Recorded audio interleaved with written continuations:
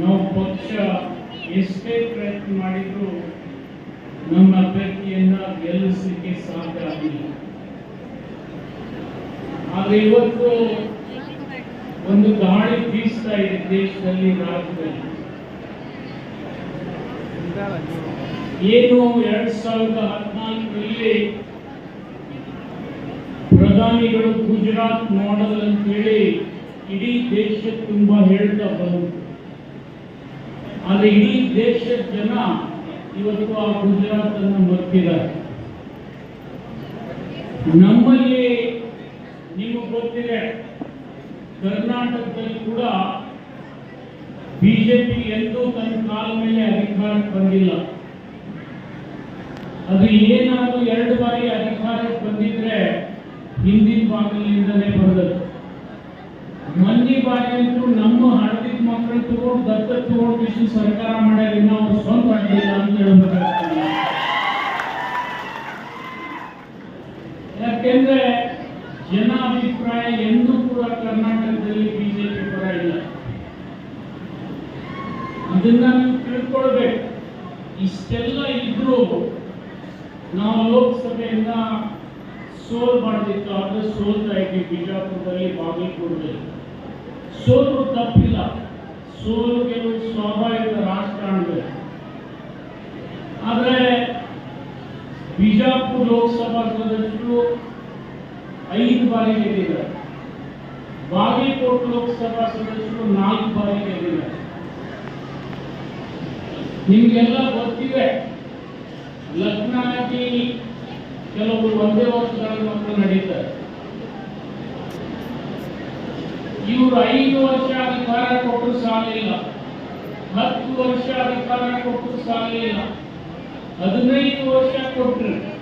ನಮ್ಮ ಬಿಜಾಪುರದವ್ರಂತೂ 25 ವರ್ಷ ಕೊಟ್ಟಾರ. ನೀವು 20 ವರ್ಷ ಕೊಟ್ಟಿದ್ದೀನ, ಆದ್ರೆ ಇನ್ನೂವರೆಗೆ ಇವರು ಒಂದು ಹೊಡೆದೇ ಇಲ್ಲ. ಯಾವ ಹೊಡೆದ ನೀವೇ ಹೇಳಿ. ನಿಮ್ಮ ಲೋಕಸಭಾ ಸದಸ್ಯರೇ ಹೇಳ್ತಿದ್ರು, ಬಹಳ ದಿವಸದಿಂದಿಲ್ಲ, ಇದೇ 2019ರಲ್ಲಿ ಹೇಳಿದ್ರು.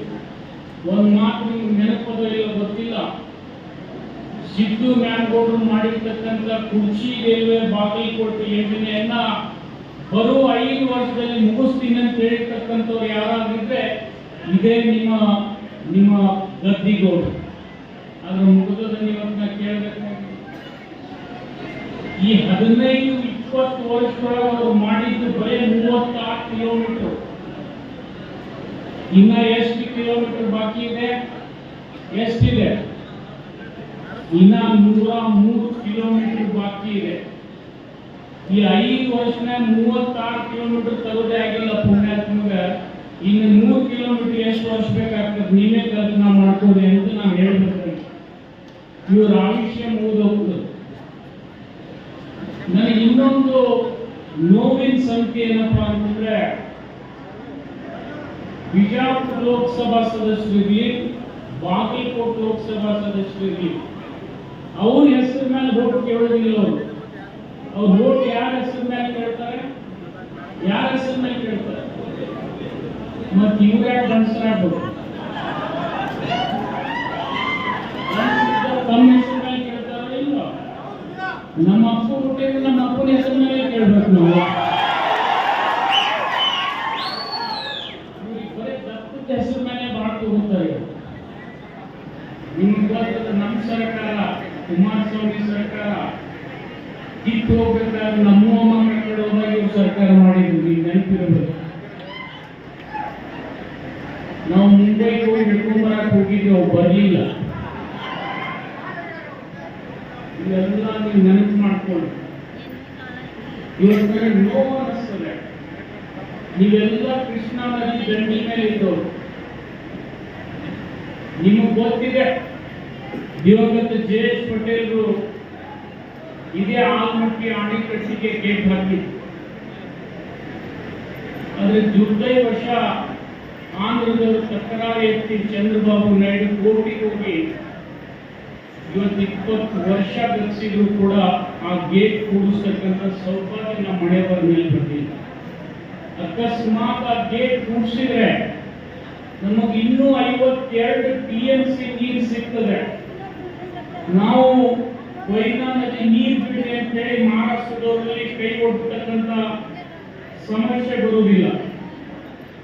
ಆದ್ರೆ ನಾನು ಸಿದ್ದು ಮ್ಯಾನ್ಗೌಡ್ರಿಗೆ ಕೃತಜ್ಞತೆಯನ್ನು ಸಲ್ಲಿಸ್ತೀನಿ. ಒಂದು ಬ್ಯಾರೇಜ್ ಕಟ್ಟಿ ಆದ್ರೂ ನಮಗೆ ಕುಡಿಲಿಕ್ಕೆ ನೀರು ಕೊಡ್ತಾನಲ್ಲ ಪುಣ್ಯಾತ್ಮ. ಇವತ್ತು ಇವೆಲ್ಲ ಇತಿಹಾಸದ ಘಟನೆ ಅಲ್ಲ. ಸಿದ್ದು ಮ್ಯಾನ್ಗೌಡರು ಜಮಖಂಡಿಗೆ ಅಟ್ಲೀಸ್ಟ್ ಒಂದು ಬ್ಯಾರೇಜ್ ಕಟ್ಟಿದ್ರು. ನಮ್ಮ ರಾಜ್ಯದ ಹಣೆ ಬರ ಏನಪ್ಪ ಅಂದ್ರೆ ನಾವು ನೀರಿನ ವ್ಯಾಜ್ಯದ ಸಲುವಾಗಿ ಎಲ್ಲ ರಾಜ್ಯಗಳ ಜೊತೆ ಹೋರಾಟ ಮಾಡಬೇಕು. ಆಂಧ್ರದ ಜೊತೆ ಹೋರಾಟ ಮಾಡಬೇಕು, ಮಹಾರಾಷ್ಟ್ರದ ಜೊತೆ ಹೋರಾಟ ಮಾಡಬೇಕು. ಕಾವೇರಿ ವಿಷಯ ಬಂದ್ರೆ ನಿಮ್ಗೆ ಗೊತ್ತಿದೆ ತಮಿಳುನಾಡು ಜೊತೆ ಹೋರಾಟ ಮಾಡಬೇಕು. ಮೇಕೆದಾಟು ಕಟ್ಟಲಿಕ್ಕೆ ಕೊಡ್ತಾ ಇಲ್ಲ. ಇಲ್ಲೇ ಮಹದಾಯಿ ಯೋಜನೆ ಬಂದ್ರೆ ಗೋವಾದವ್ರ ಜೊತೆ ನಾವು ಹೋರಾಟ ಮಾಡಬೇಕು. ಇದೇ ಯಡಿಯೂರಪ್ಪನವರು ನಮ್ಮ ಸರ್ಕಾರ ಡಬಲ್ ಇಂಜಿನ್ ಸರ್ಕಾರ ಬಂದ್ರೆ ನಾನು 24 ಗಂಟೆಯಲ್ಲಿ ಮಹದಾಯಿ ಯೋಜನೆಯನ್ನ ಮುಗಿಸ್ತೀನಿ ಅಂತ ಹೇಳಿದ್ರು. ಇವತ್ತು ನಾವು ಯಡಿಯೂರಪ್ಪನವ್ರು ಕೇಳಬೇಕಾಗಿದೆ, ನಿಮ್ ಡಬಲ್ ಇಂಜಿನ್ ಸರ್ಕಾರ 4 ವರ್ಷ ಬಂದೋಯ್ತಲ್ಲ ಪುಣ್ಯಾತ್ಮ, ಇನ್ನೂರಿಗೆ ನೀರೇ ಬರೋದಲ್ಲ ಅಂತ ಕೇಳಬೇಕಾಗಿದೆ. ಅವ್ರ ಕಾಲ ನಂತರ ಬೊಮ್ಮಾಯಿ ಅವರು ಧಾರವಾಡ ಜಿಲ್ಲೆಯವರು, ಅವ್ರು ಬರೆದು ಕೊಟ್ಟಿದ್ರು ನಮ್ಗೆ. ಎದುರಾಗ ಬರೆದು ಕೊಟ್ಟಿದ್ರು, ಗೊತ್ತದ ನೀವು, ರಕ್ತದಾಗ ಬರೆದು ಕೊಟ್ಟಿದ್ರು ನಮ್ಮ